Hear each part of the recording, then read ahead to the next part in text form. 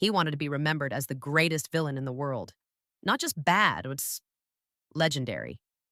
He had everything a supervillain could want: a fortress filled with gadgets, an army of strange little helpers, and a plan so ridiculous it just might work. To steal something no one could ever top: the moon. Yes, the moon. Because when you spend your life chasing power, you aim as high as possible. But villains don't get funding without proof. And in his world, even evil had competition. A younger, flashier rival with better tech, better connections, and fewer scruples stood in his way. So he came up with a plan that required distraction, innocence, and three little girls selling cookies. He adopted them as part of his scheme. It wasn't about love, it was strategy. He'd use them to get what he wanted, and then send them back. At least that's what he told himself. They arrived with pink suitcases, big eyes, and hearts completely unprepared for a world built out of concrete and cruelty.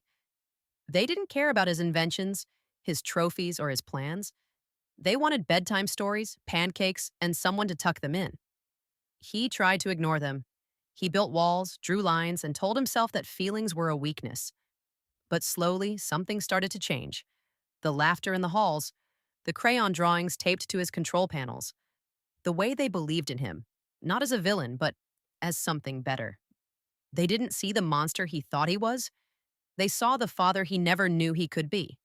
And for the first time, his world of shadows began to feel bright.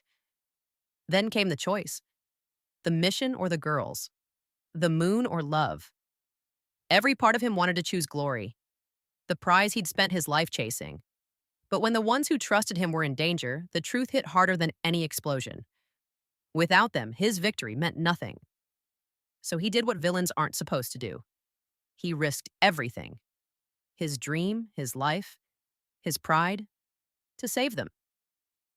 The world still called him a criminal, but that didn't matter anymore because when he looked into their eyes, he saw something no villain could ever understand: redemption. He learned that power isn't about stealing the moon, it's about protecting the ones who give your life light. By the time the dust settled, the man who once dreamed of ruling the world was content to hold the hands of three little girls and dance at a birthday party.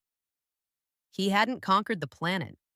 He'd conquered something far greater: his own heart. The world would never see him as a hero. But in their eyes, he was more than that. He was home.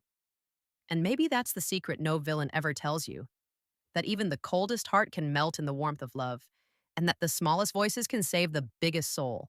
Because in the end, evil might build rockets, but only love can bring you back down to earth. Can you guess the movie?